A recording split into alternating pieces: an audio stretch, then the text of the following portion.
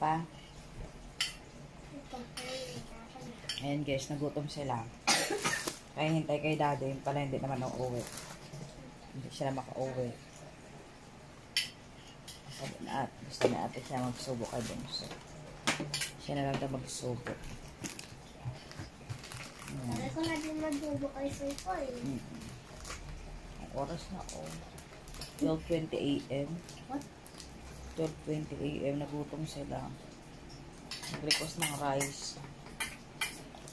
Buti may katiting pang rice. Narapan na ako. Naman na? Sabaw na lang. Sabaw na. Wala ng rice. Naman na. Yan na.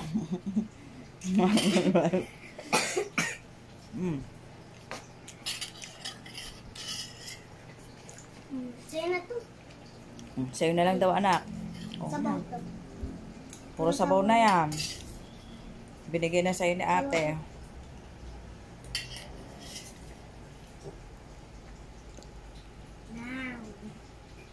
Wala na, no. Puro rice na. Ay, puro sabaw na, anak. Namiss natin magsubo kay Bunso.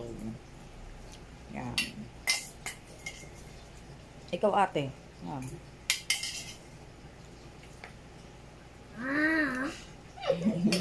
Okay na. O, water na ikaw, water. Water na. Bitin niya mga yan kasi konti lang na guys. Nakatatlo na akong kumain. Mabawi.